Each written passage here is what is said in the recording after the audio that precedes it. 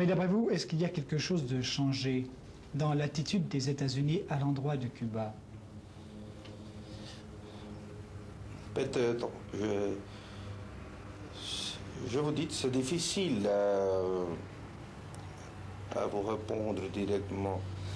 En tout cas, nous ne fixons pas notre position en écoutant, en regardant ce que les États-Unis font ou ce que les États-Unis vont.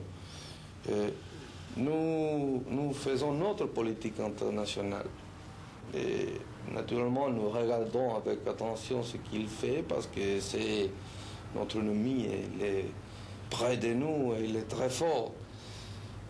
Aujourd'hui, dans ces derniers jours, il y a quelques voix américaines, on les connaît, le sénateur Fulbright, par exemple, qui a parlé un langage absolument différent. Mais immédiatement, M.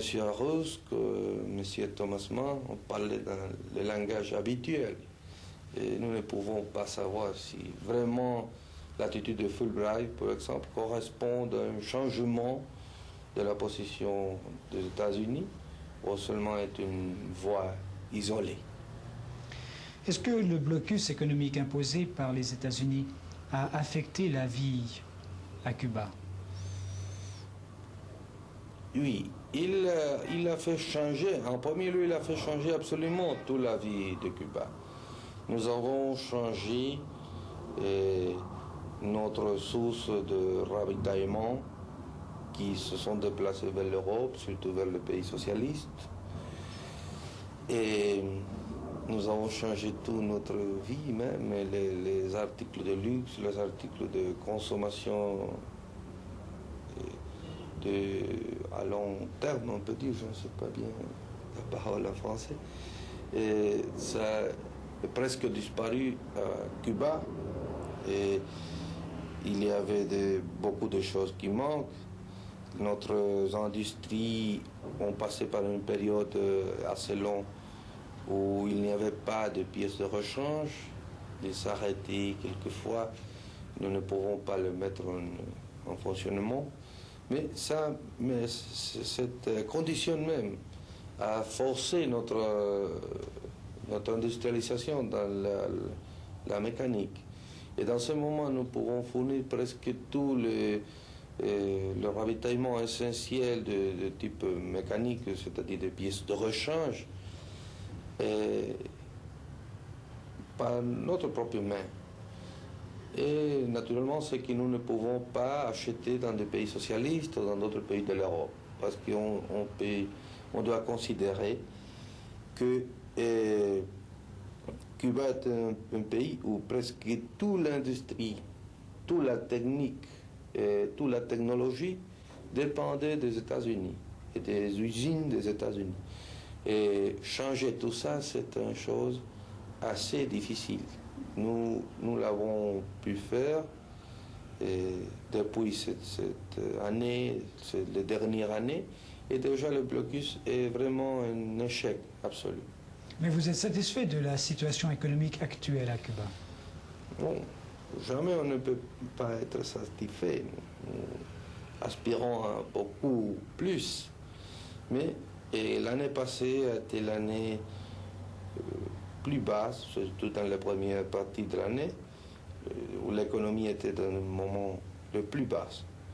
Et depuis ce moment, nous avons commencé à croître notre industrie, notre agriculture.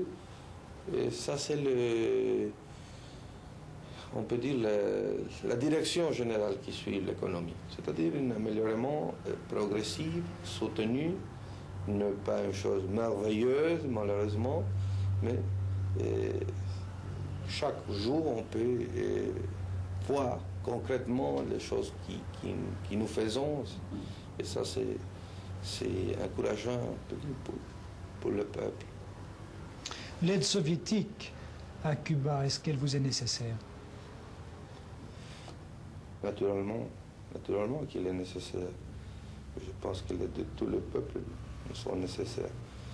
Et si vous parlez s'il est imprescindible, je pense que non. Mais on doit préciser bien ce qu'on appelle l'aide. Parce que toujours il y a quelques